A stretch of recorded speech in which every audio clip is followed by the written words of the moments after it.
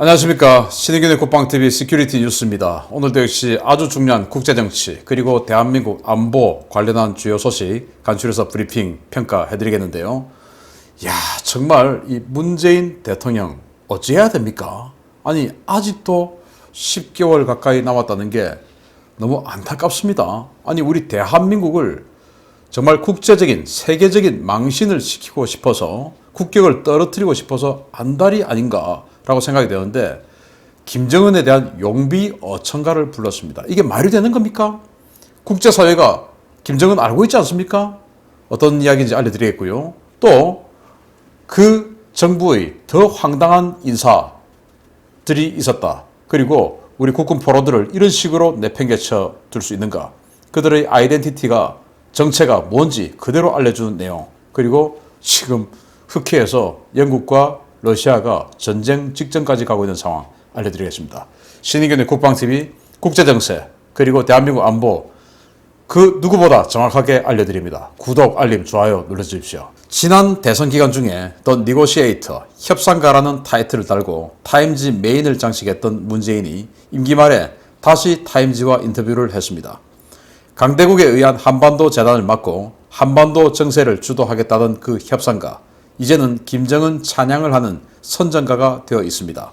문재인 대통령이 현재 시각으로 23일 인터넷판으로 게재된 미국 주간지 타임과의 인터뷰를 갖고 김정은에 대한 극찬을 늘어놓아 국제사회의 눈살을 찌푸리게 만들고 있습니다. 문재인 대통령은 2018년 평양 방문 때 능라도 연설을 기억한다. 북한의 눈과 태도는 강렬히 평화를 열망하고 있음을 보여주었다 라면서 북한이 완전히 변화했고 발전하기 위해 가능한 모든 것을 하고 있다는 것을 알 수 있었다 라는 황당한 주장을 폈습니다. 문재인 대통령은 내게 시간이 많지 않다는 것을 알고 있다 라면서 지금 우리의 평화는 매우 깨지기 쉬운 평화이고 언제든 흔들릴 수 있다 라면서 자신이 지난 4년간 평화쇼를 통해 만들려 했던 평화가 얼마나 불안정하고 위태로운 것인지 시인했습니다. 그는 국제사회로부터 독재, 인권 탄압 등으로 비판받고 있는 김정은에 대해서는 정직하고 열정적이다. 세계에서 어떤 일이 벌어질지 잘 알고 있다. 결단력이 강하다는 등 황당한 찬양을 늘어놓았는데요. 그렇게 정직하고 열정적이며 국제관계를 내다보는 해안이 있고 결단력이 있는 자가 이끄는 북한이 왜 그 꼴이 되었는지 설명하지는 않았습니다.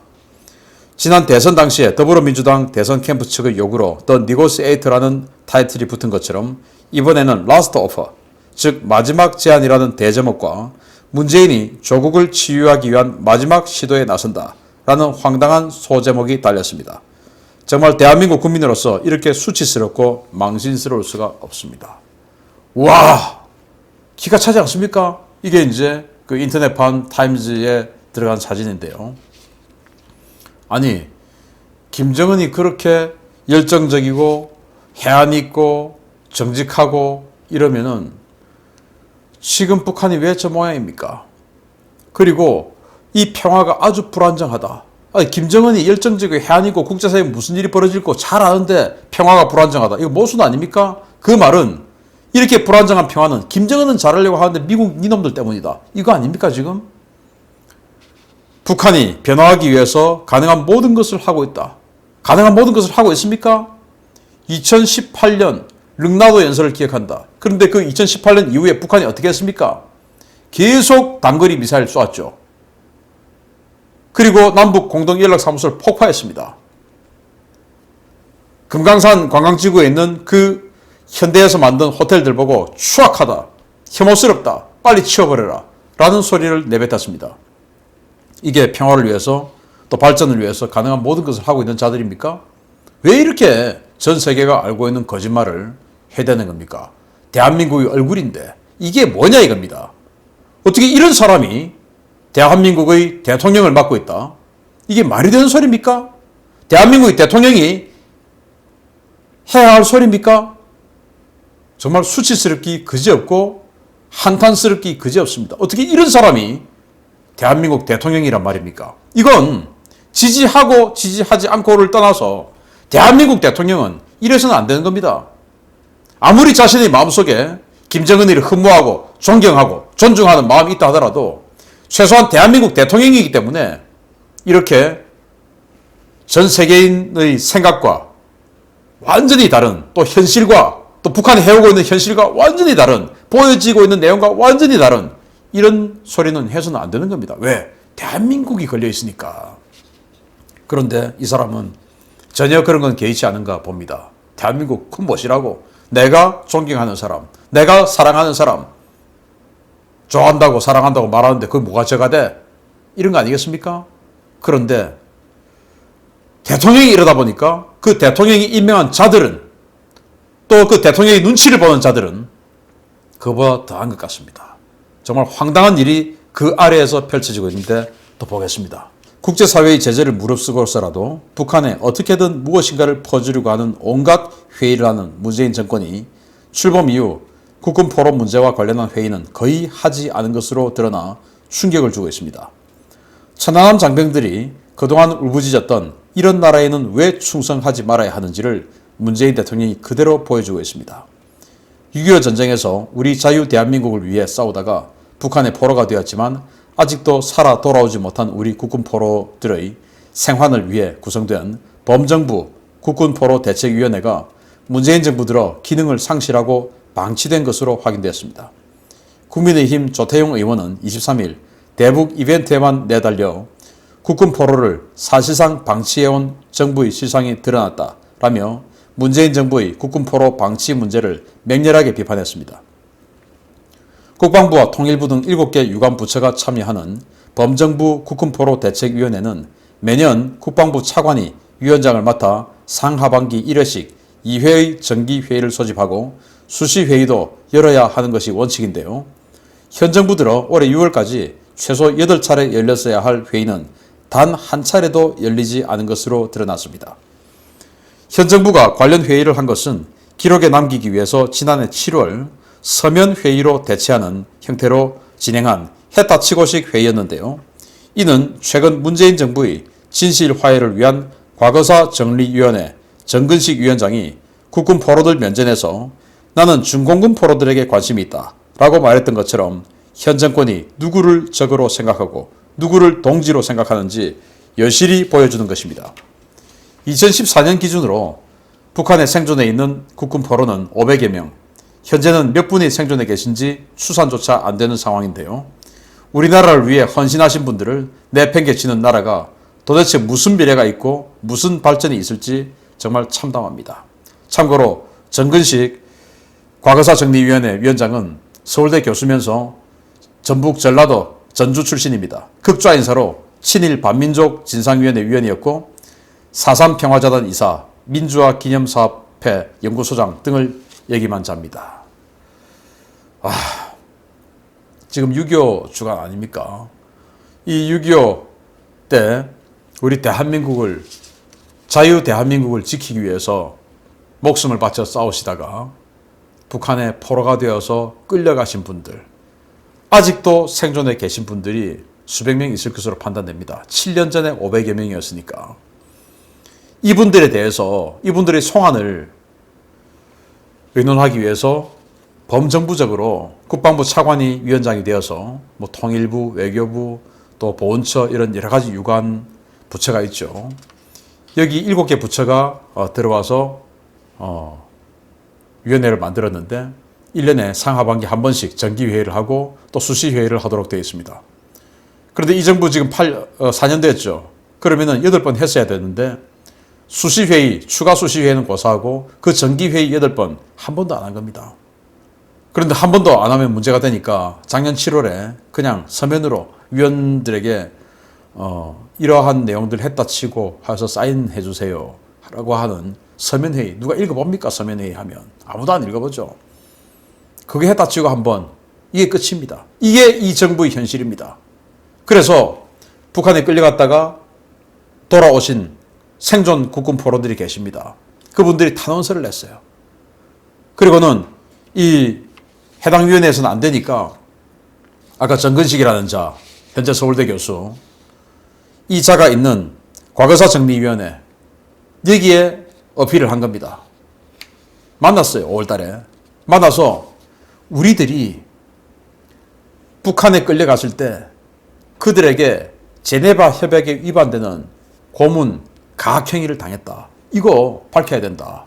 라고 하니까 그 우리 국군 포로가 북한군과 중공군에게 고문과 폭행 이런 것들을 당했다. 이건 제네바 협약 위반 아니냐. 이거에 대한 밝힘이 있어야 된다. 라고 했을 때 그 정근식이라는 자가 우리 국군 포로 그 어르신 앞에서 뭐라고 이야기했냐. 나는 거제도 포로 수용소에서 있었던 중공군 포로들에 대한 우리 한국의 대우에 대해서 관심이 있다. 이렇게 이야기했습니다. 그 말은 우리도 똑같이 중공군한테 고문했지 않느냐, 때렸지 않느냐 이 말을 한 것이죠. 아니 정근식이 이자의 조국은 어딘지, 이자가 섬기는 곳이 어딘지, 도대체 대한민국 국민을 섬기는 것인지 중국 공산당을 섬기는 것인지 또 조선노동당을 섬기는 것인지 알 수가 없습니다. 우리 마음속에는 답은 나와 있죠. 그렇지만 말하면 뭐 또 명예훼손이다 이렇게 걸 거기 때문에 말하진 않겠습니다. 그러나 답은 뻔하죠. 도대체 정근식이라는 자의 조국은 어딘지 뻔합니다. 그런 자들의 시각에는 이 국군 포로들, 이분들은 조국의 통일, 나의 조국의 주도로 된 통일을 막은 매국노들, 나쁜 놈들입니다. 그리고 나의 상국의 그 전사들을 힘들게 만들고 그 전사들을 쏴 죽인, 즉 중공군이죠. 상국. 아주 나쁜 놈들입니다. 그들을, 그런 놈들이 봤을 때 이런 자들이, 이런 놈들이 대한민국을 쥐락펴락하고 있는 거, 와, 정말 끔찍합니다. 이 6.25 주간에 이런 뉴스가 나온다는 거 정말 안타까운데요. 빨리 바꿔야 됩니다. 국군 포로분들 빨리 모셔와야 됩니다. 일본은 지금도 납북자 문제, 모든 국제회의에서 북한 문제만 나오면 최고 첫 이슈로 납북자 문제 지금도 거론합니다. 우리는 근데 뭡니까? 일본에서 납북된 사람들은 안타까운데 나라를 위해 싸우다가 가신 분들이 아니에요. 여기는 나라를 위해 싸우다가 끌려가신 분들입니다.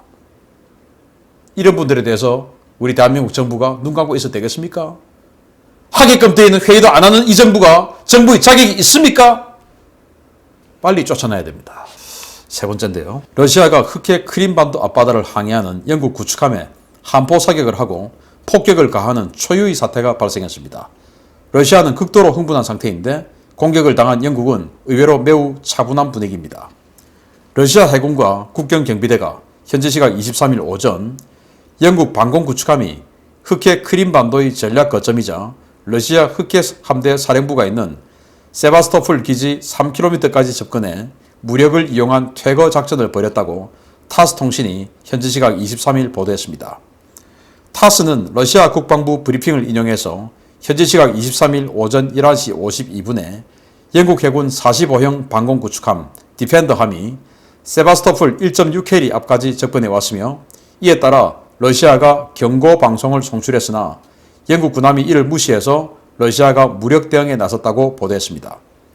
러시아는 즉각 국경경비대 군함을 보내 영국 군함 인근에 경고성 함포 사격을 실시했고 인근을 초계 중이던 수호이 24 폭격기를 동원해서 4발의 FAB-250 폭탄을 투하했다고 밝혔는데요. 러시아 국방부와 의회는 영국의 도발 행위를 좌시하지 않겠다고 길길이 날뛰고 있습니다. 그런데 영국은 잠잠합니다. 영국 국방부는 디펜더함을 향한 경고 사격이나 폭격은 없었다라면서 영국 해군 함정은 국제법을 준수하며 우크라이나 영해를 무해 통항하고 있었다라고 밝혔는데요.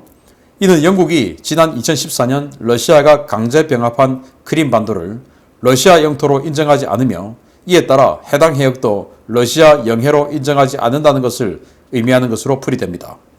이와 관련해 당시 디펜더함에 탑승해 있었던 영국 BBC 조나단 빌 특파원은 20대 이상의 러시아 항공기가 디펜더함 머리 위를 날아다니는 것을 목격했고 약 100m 거리에 러시아 경비함 2척이 있었다라며 당시 급박했던 상황을 전했는데요. 영국 구축함은 아직 크림반도 인근에 있어서 추가적인 충돌 상황이 우려되고 있습니다. 디펜더함, 이번 퀸 엘리자베스 항공모함의 첫 번째 작전 출격에 맞추어서 그 CSG-21 그 퀸 엘리자베스 항공모함의 전단 소속으로 영국을 나갔습니다. 그런데 지금 퀸 엘리자베스 항공모함은 키프러스 인근에 있는데 여기는 이제 지중해, 동부 지중해죠. 그런데 그 퀸 엘리자베스 항모의 방공함으로 따라 나갔던 디펜더는 보스페러스 해협을 통과해서 지금 흑해 안으로 들어간 겁니다. 그리고는 크림반도까지 갔어요. 미국 구축함하고 같이. 그리고는 이제 무해 통항하고 있다라고 이야기를 했는데 우크라이나에 사전 통보했다. 즉 크림반도에는 세바스토폴이라고 하는 러시아 흑해 함대 사령부가 있고, 그런데 어쨌든 이 크림반도는 우크라이나 영토였죠. 그걸 2014년도에 러시아가 강제 병합해버렸는데 우크라이나에게 우리가 세바스토폴 3km 앞까지 가겠다라고 통보를 한 거죠. 그리고 무해 통항이라고 하는 것은 그리고는 상대국에게 해를 끼치지 않는 평화적인 상태, 이노센트한 상태로 이제 항행의 자유를 했다라고 하는 것입니다. 우크라이나가 허락했으니까 우리는 우크라이나 영해에 들어간 거다라고 하는데 러시아는 거기는 우리 영해잖아 라고 하고 지금 충돌이 벌어진 거예요. 제가 왜 이렇게 됐냐면은 이 역사가 있죠. 우크라이나가 소련으로부터 독립했습니다. 1991년 12월 24일 소련이 해체되면서 우크라이나 독립했죠. 그런데 그 우크라이나에는 핵무기가 1700발 이상이 있었습니다. 그런데 우크라이나는 핵무기를 가지고 세계 랭킹 3위의 핵보유국이 될 의사가 없었죠. 그래서 영국과 미국이 부다페스트 양해각서를 체결해서 우크라이나의 핵무기를 전부 수거해서 러시아에 줍니다. 그래서 러시아는 그것을 해체합니다. 해체 비용을 영국과 미국이 댑니다. 그 대신 우크라이나는 소련으로부터 독립했고 그 소련의 모든 권능을 이어받은 러시아에게 안보 위협을 느낍니다. 그렇지만 당시 부다페스트 양해각서를 체결할 당시 러시아는 아무 능력도 없는 그냥 완전히 모든 것을 폭락한 모라토리엄 선언했으니까 아무 능력도 없는 그런 나라였죠. 그래서 부다페스트 양해각서를 체결할 때 러시아는 우리는 우크라이나에 대한 안보 위협을 하지 않겠다. 단 러시아가 그런 안보 위협을 하면 미국과 영국이 군사적으로 지켜주겠다라고 하고 우크라이나가 핵무기를 내놓은 겁니다. 그런데 그 약속과 달리 2014년도에 러시아가 우크라이나 침공했을 때 미국과 영국이 군사적으로 아무 짓도 못했죠. 지켜주지 못했죠. 그러나 그 이후에 14년부터 미국과 영국이 주도가 되어서 러시아를 경제 제재를 하고 있습니다. 이제 군사적으로는 못 해줬으니까 경제적으로 이제 해주고 있죠. 그런데 그것을 지금 영국이 뭐 빚을 갚으려고 하는지 모르겠으나 어쨌든 세바스토폴 3km까지 간 겁니다. 흑해함대 사령부 3km까지 갔는데 여기에 대해서 이제 경비함 군함 두 척이 출격해서 앞에다가 경고 사격을 한 거죠. 진행 방향 앞에다가 경고 사격하고 그리고 수호 24 전폭기 보내가지고 250kg짜리 폭탄, 우리 한국으로 지금 500파운드 폭탄입니다. 그 500파운드 폭탄 4발을 떨어뜨린 겁니다. 당연히 폭발했겠죠. 신관 작동을 어떻게 했는지 모르겠으나 어쨌든 이런 상황이 펼쳐졌는데 그 500파운드, 250kg짜리 폭탄 4발이 만약에 이 디펜더함에 맞으면 침몰이죠. 이 함대함 미사일 하나의 위력이 그 정도 되거든요. 한 250kg. 그러니까 함대함 미사일 4발 맞으면 침몰하지 않습니까? 그 정도의 큰 긴장 상황이 발생했는데 영국은 우린 모르겠다, 안 했다.